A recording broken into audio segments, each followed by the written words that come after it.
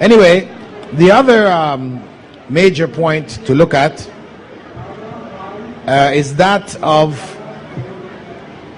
the Islamic code, law code, which requires the cutting off of a person's head for certain crimes, cutting off of hands, stoning to death, etc.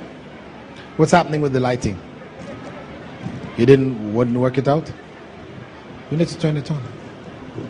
In the West, the attitude towards penology, towards putting people in jail and punishing them, etc., has changed over the years. In the beginning, they looked at jailing and punishment as serving three basic purposes. One, retribution, that's punishment for what you've done. Two, deterrence, discouraging others from doing it, or yourself. And three, to reform you as a means of reformation, to reform the individual. However, as time passed, the position regarding retribution and deterrence changed. The leading jurists in the US and the UK, etc., they concluded that the main goal of imprisonment should be one of reformation and not retribution, because retribution is cruel. Person is already dead. For you to go and kill this other person is not going to bring them back. So it is cruel and unjust punishment. That's what they call it. Of course, the consequence of that is that more people committed crimes. The rate of murder, etc., has been constantly increasing. And societies which continue to maintain the death penalty, these are looked down upon. Though in America, when it was abolished back in the 60s, 50s and 60s across America, by the 70s, late 70s, they were bringing it back again. So most states in the US today do have the death penalty, though at one time it had been abolished across the board. So they realized that it was not serving a useful purpose to abolish it. In fact, what happened in the case of the jails is that people were not being reformed. People committed murder, they went into jail, they came out and committed more murders. That was the reality. So in the Islamic context, that individual who commits murder is executed. The society is protected from his evil. As Allah had said, that in taking of that life, there is life for the society as a whole. Just as when that person took the life, it is harming the society as a whole. It's like taking the life of the society as a whole. So Islam applies that law, continues to apply the law, and it does serve as a deterrent. Also, the argument which is commonly used in the West, which is part of the argument for the UN's taking the position that capital punishment is unfair or whatever and canceling it, is that capital punishment does not stop people from doing crimes of passion. Meaning a person who kills somebody because they just got so angry, capital punishment will not stop them. But from the Muslim perspective, yes, it's true, it will not stop them. But the others who are planning and plotting, knowing that there is a consequence of possible death, will cause them to stop and think.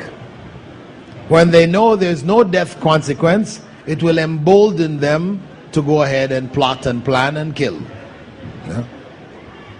And the implementation of Islamic law in states like the Sudan, in Iran, in Saudi Arabia, and elsewhere, in those cases, the crime has dropped drastically. It's been proven effective. As to theft, cutting off the hands, and there's a website on the internet dedicated to the hand. You know, there's a website on the internet dedicated to the hand. You go there, it talks about the wonders of the hand. You know, how God made it in such a way that the muscles work this and that, and it's able to do this, and, you know, on the thumb and the fingers, and how you're able to grasp things, how this separates us from the apes, because the apes don't have a thumb, right? They don't have opposing thumb. Their thumb is like a regular finger, huh? So that's why they're not able to hold on to things like we are. And, you know, all of these things, they're showing how wonderful the hand is. And after showing all of this from a scientific point of view, and they put in the line in the bottom, and Muslims chop it off, right? So this is a kind of attack, you know, on Muslims, right? After showing how God has made this wonderful instrument, the hand, they say, and Muslims chop it off, right?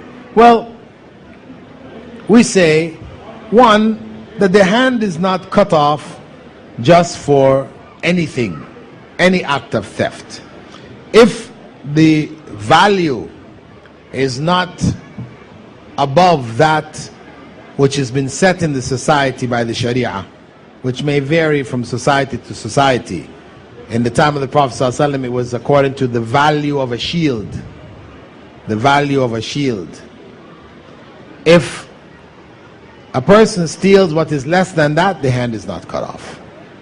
If a person steals something which was left out in the open, you're making wudu and you left your watch back, and somebody was, you know, attracted and took it, they're not going to cut your hand off, no matter how expensive that watch is, because there was temptation there. Something drops from your pocket, somebody takes it.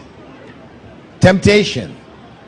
People leave any property in other than the place where it is normally kept. It becomes a form of temptation. If somebody steals it, it's not cut. Their hand is not cut. It is for the pickpocket, the person who has trained to steal, because you're not a pickpocket by accident. You have to train yourself. You have to practice. You're not a bank robber by accident. You plot, you plan, you get the explosives, you drill the drills, you know, all these different things that you have to do it. So people who are breaking into houses, you know, knocking over banks and all these kind of things, these are professional thieves. These are the people who lose their hands. Similarly, if you take something which is a part of public property, you know, in a masjid, you steal something from a masjid, or from a bus, you know, or any place that is owned not by an individual but by the state.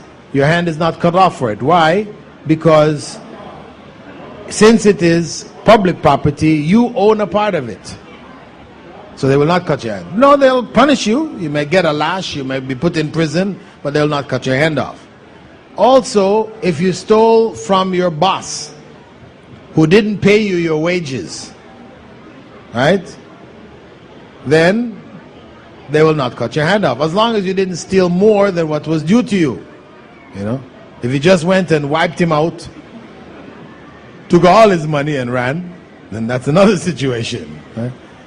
But if you only stole what was equivalent to or less than your wages, what was due to you, which he did not give, then they will not cut your hand off. In fact, they would deal with your boss, you know, admonish him for not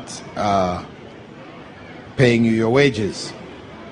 The other point to note is that when the cutting off of hands is described commonly in the media, they use terminology like hacking off of hands, chopping off of hands. So it implies that you're getting a meat cleaver, you know, or a hacksaw, you know, that you're going to saw. So they put it in the most ugliest of terms. So naturally, when you're explaining it, you know, it's better to use more clinical terms like amputation, you know, amputating, you know, hands. So you don't conjure up in people's minds those other images when you use terms like chopping and hacking. The other area of stoning to death, this is an area too which requires some explanation, because Western society today has done what? They have basically decriminalized adultery. So naturally, if adultery is no longer a crime, the idea that there is a society that stones people to death for adultery, this seems very, primitive. They say, medieval. They have different names for it, savage. Though it is in the Holy Book, the Holy Bible. Stoning to death is in the Bible. It was part of the commandments. So Muslims didn't invent it. It was already there. However, because of the change in mores, people's morality has changed, where it is now okay even for the president, to be engaged in adultery, and people are just smiling, We're not going to punish him. Why should we punish him? He's only doing what the rest of us are doing, So attitudes have changed. So naturally, they're going to be shocked at this. But we have to explain to them that really, the reason why Islam has made such a severe punishment is because of its over concern about the family. That anything which would threaten the family structure, which is the foundation of the society, that it is very harsh in dealing with it. Because once you destroy the family, you destroy your society. Corruption becomes the norm. Yes, you may advance technologically, but internally, morality is gone.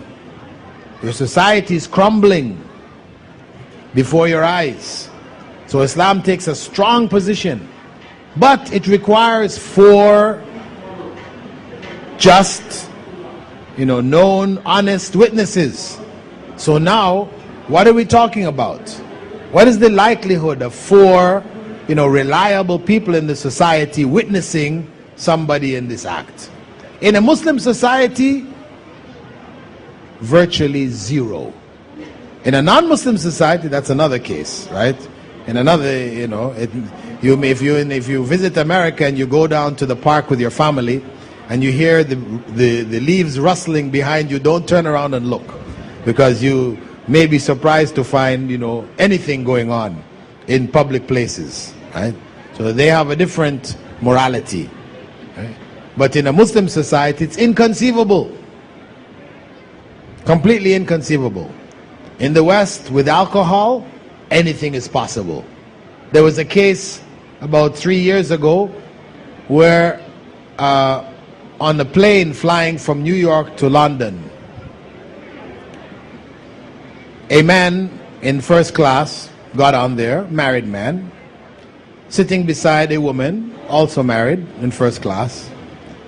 They get chatting, drinking, they get drunk, and next thing you know, they're starting to have sexual relations. The people in the other people in first class, they call the stewardess to stop these people. Stewardess is trying to stop, they continued. When the plane landed, of course, they were arrested. This was a married couple. 2 of them were married. They had the white woman had her own husband.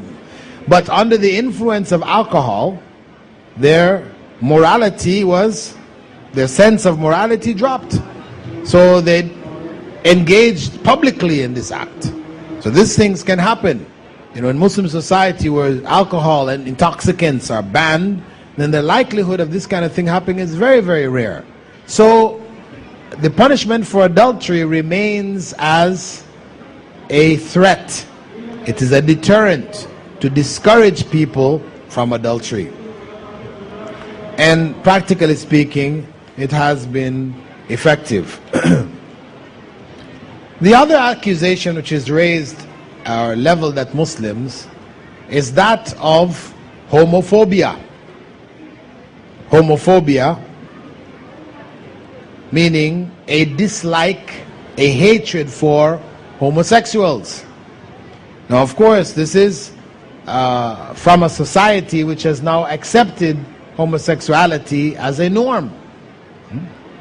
In the West, Western civilization, years ago, back in the 60s, if one were to ask the average American or Brit or Frenchman, what are your views on homosexuality? They would say, this is not good. It's corrupt, sick, nasty, you know. If they were religious, particularly, they would say, it's an abomination unto the Lord, as mentioned in the Old Testament. But by the 70s, if you ask the average American, Brit or Frenchman, they had a different answer. They were now saying, no, it's alternative lifestyles. You know, freedom of choice, you know, people choose whatever they want to do, you know, different strokes for different folks.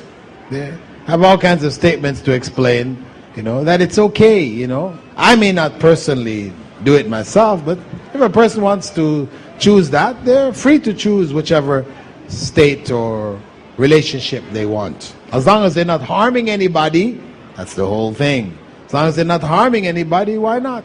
What's the problem? So what happened is that back in the 50s and the 60s, the psychiatrists considered homosexuality to be a mental illness.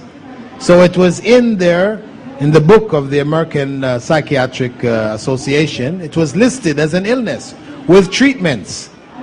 We had drug treatments, you had electric shock treatments, you had a variety of treatments which were used to cure people's homosexuality. But by the 70s, when the whole point of view changed, what happened is that it was removed from the main textbook for psychiatry, and it was replaced by homophobia.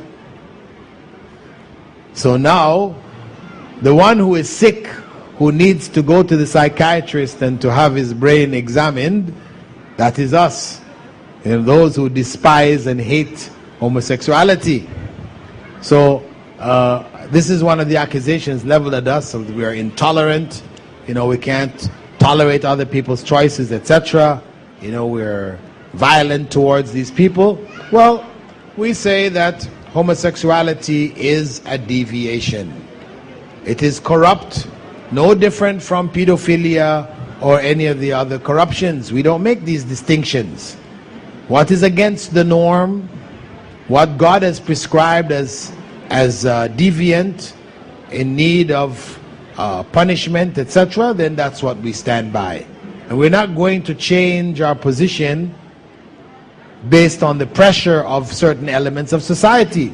Protestants have submitted, they've bowed down. Now they have, you know, homosexual churches with homosexual priests and ministers and all this kind of stuff. From the Muslim perspective, no, we don't have any room for that. We'll never accept a homosexual imam, you know, or homosexual community.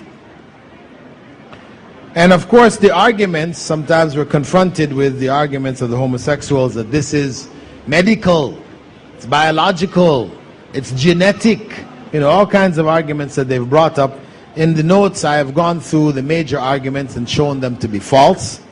But in any case, the bottom line for us as Muslims, even if they show any medical link, biological link between homosexuality and some biological state or organ or whatever, all we can say is that the fact that people have this inclination doesn't mean they have to fulfill their desire. Because we're not robots. People can have all kinds of inclination. You can be inclined to want to murder somebody. Does that mean, okay, because I have inclination, I can go and murder them? That's my excuse. I had an inclination? No. So, having an inclination is just a test, as we look at it. All of us may experience at some time in our lives the desire to want to do something which is not good. We are tested by those desires, and we have been given brains minds where we control ourselves. We're not like animals. Animals who don't have a sense of restraint, no consciousness. When a lion sees a deer running by, he doesn't stop and think, should I eat that deer or should I not? The deer looks pregnant. Maybe I should let the deer have babies first, feed those babies before I go and kill him and eat him. No. Or kill her and eat her. No, no. The lion is hungry, he feels the desire, he sees the deer, he kills the deer and eats the deer. That is the animal kingdom. But we as human beings, we do have minds. We have, intelligence to be able to judge things. Judge when it is appropriate to do certain things and when it is not. So we are not robots, we are not animals, though we may share characteristics with animals. We do have free will, the ability to choose to do or not do. The other major issue which comes up is that of the law of apostasy. That a person leaves Islam and the law says, Sharia says, we can execute that person. People say, what kind of religion is this? People are forced to remain in it. If you leave it, you're killed. Well, we explain it from the perspective of treason. That one, Islam is not a personal, individual thing. It is the law for the society as a whole. Muslim society is governed by Islam. All aspects of that society are governed by the laws of Islam. So there's no separation between the individual's beliefs and the society's laws. They're all intertwined, they're all interrelated. So when a person openly declares his apostasy or her apostasy, they don't believe openly, it is a challenge against the society. It threatens the very society's existence. And that is why the punishment is so severe.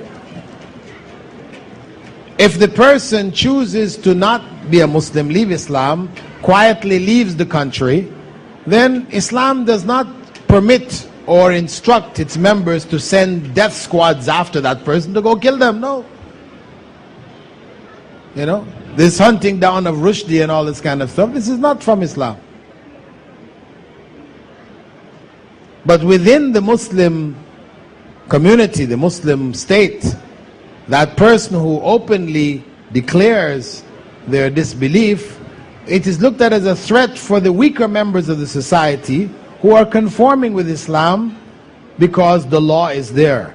If they see others apostate, leave Islam, it may encourage them in their weakness to join them. So in order to protect the weaker members, Islam deals with that individual strongly. But he is given a chance to repent. When a person, for example, from the other states, gives away state secrets to who the state considers to be their enemy. This is materials. You've given away secret information. Then your life is taken for those materials. In Islamic law, your life will not be taken for materials. But they will take your life over material things. And if you repent, if you say, I'm sorry, I didn't mean to do it, I won't do it again, too late. You die anyway. See? So even from the Islamic perspective, repentance is acceptable and it will excuse the person from execution. And furthermore, it is over something which is far more critical than the material things of this life. It is about the spiritual existence of the community. So the most effective way, as I said, of dealing with this issue is to compare it to the treason laws. And what you find is that in the UK, for example, the death penalty, though it was abolished from back in the 50s, they retained it in the case of piracy and treason. And all the way up until 1971, if you set fire to the Queen's ships and her dockyards, you would be executed. That was the law. So this principle of treason, protecting the society from the harm of the individual, this is not something new. It has been around in all societies. So the penalty, this death penalty for apostasy, this is for one who openly threatens the state. And you should note that this was instituted first when? In Medina, when the Jews, in order to try to shake the faith of the believers, would accept Islam in the morning, and then by the afternoon they would leave Islam, they would apostate. They were playing with Islam to try to shake the faith of the new converts to Islam. So the law came. So it was initially to deal with them, and then it remained to deal with other situations. But the law came basically telling them, if you come into Islam, you better be for real. You play with Islam, you suffer the consequence. Right? So that was the origin of the death penalty for apostasy. And as to the verse which states, La ikraha fid din, there's no compulsion in religion, people may ask, well then, where does this fit in? There is no compulsion to join the religion.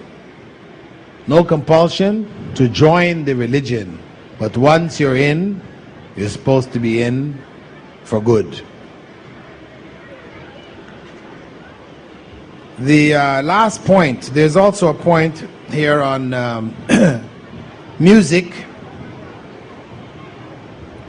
We know Prophet ﷺ had said there will be a period when the people of my nation will legalize fornication, the wearing of silk, drinking wine, and the use of musical instruments.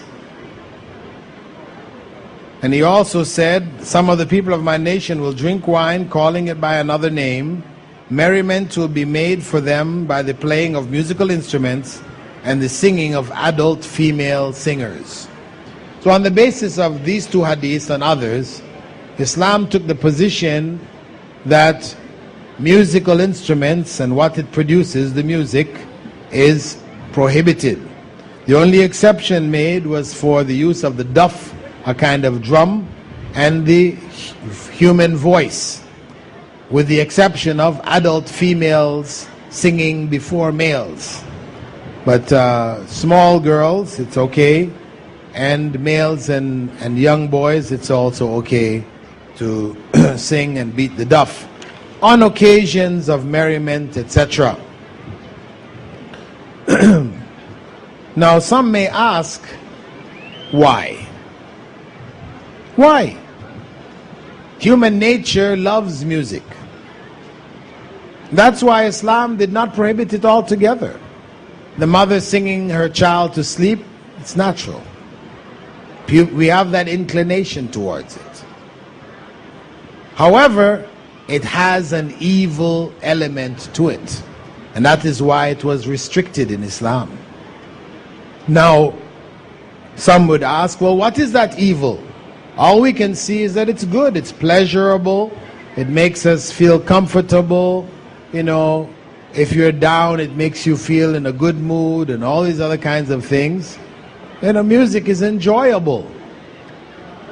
Ultimately, it's good. Well, we say, if it were good, really, then the musicians would be the best in society. The musicians, those who make music, would be the best elements of society. Is that the case? Are the musicians the best elements of society? No, they are some of the worst, the most corrupt, involved in drugs and suicide and all this kind of thing happen to them. Why? If music is so good, why is it making them good? Producing good in them? No. Instead, we find corruption. So this is telling us that there's something there. And the reality is that music has an ability to encapture the heart. to captivate the heart, to create an addiction very easily, very quickly.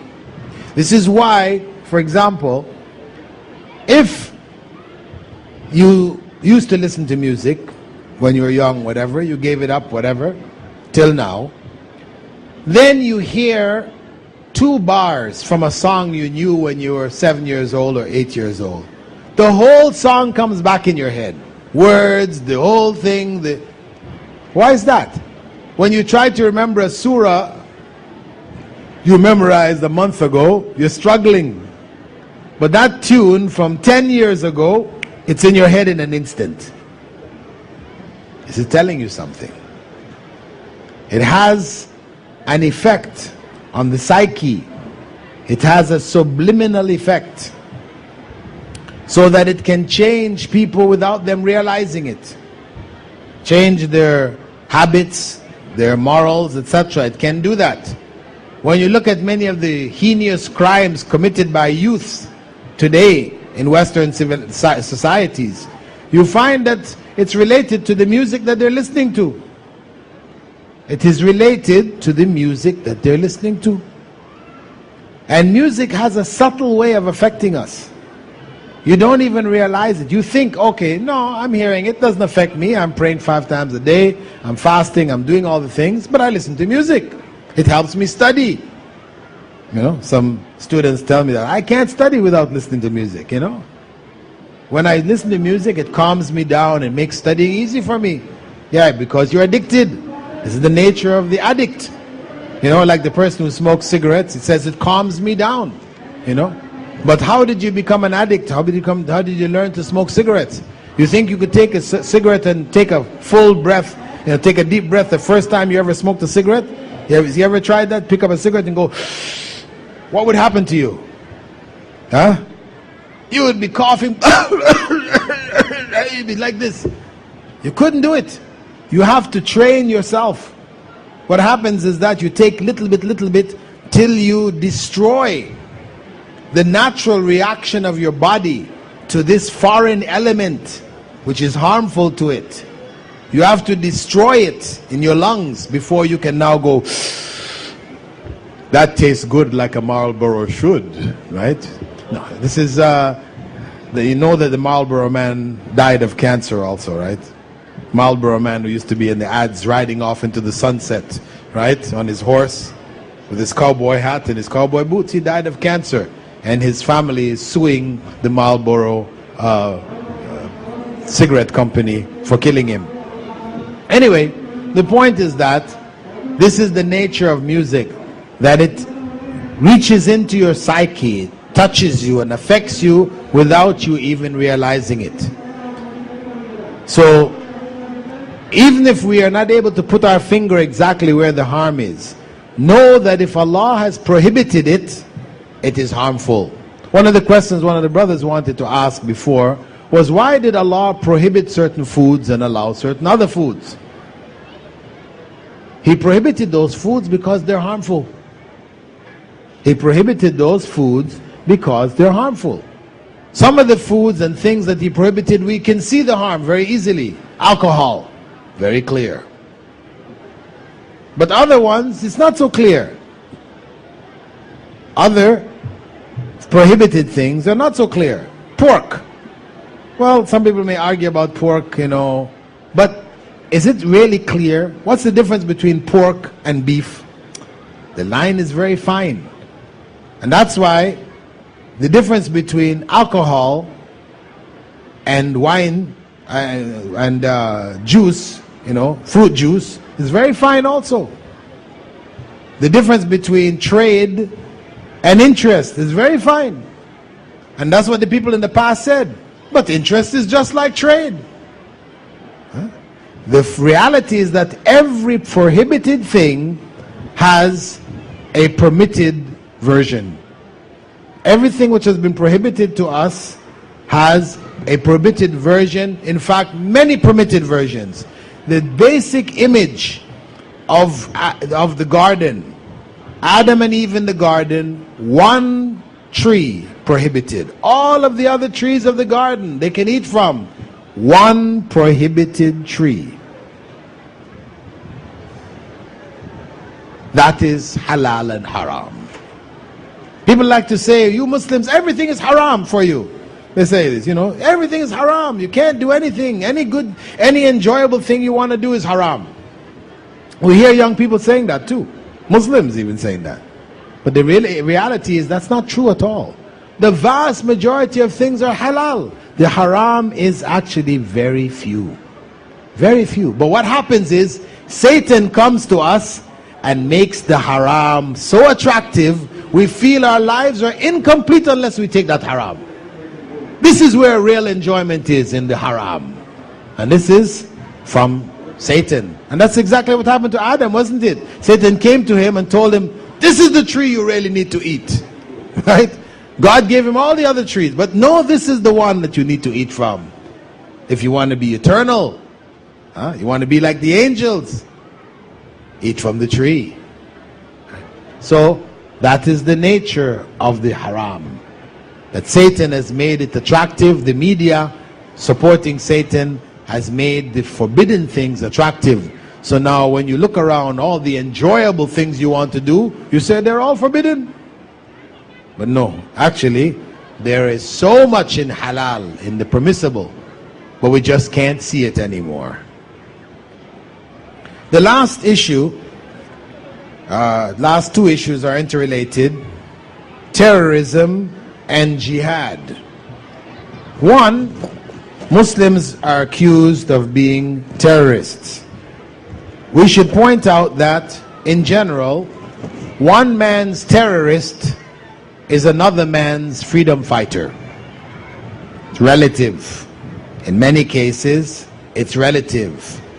If you use the definition used by America for terrorism, terrorism is defined by the American government as the threat or use of violence to advance a political cause by individuals or groups, whether acting for or in opposition to established governmental authority, when such actions are intended to stun, shock, or intimidate a target group wider than the immediate victims.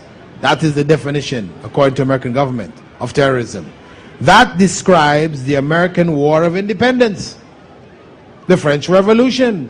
All of your major, wars of liberation, etc., can be described by the same thing. And that's why when when America tried to get the UN to agree on a definition of terrorism, they couldn't. Countries couldn't agree. Till now, they have not agreed on the definition of terrorism, because it's a two-edged sword. Now, there are some acts which Muslims would agree are terroristic. Killing innocent women and children, we'll say this is terroristic. This is to strike terror in the hearts of the people. It doesn't achieve any military goal. We as Muslims fighting in jihad, we are limited to fighting according to the laws that Islam has set. We can't just do anything. Those people killed your parents, you can go kill their parents? No, that's not an eye for an eye. If they killed your parents, you can kill them. If they killed your children, you can kill them. You can't kill their children. This is law. This is Sharia. We are not free to do anything in the name of jihad or defense of Muslims, etc. But unfortunately, the media, whenever Allahu Akbar, Allahu Akbar.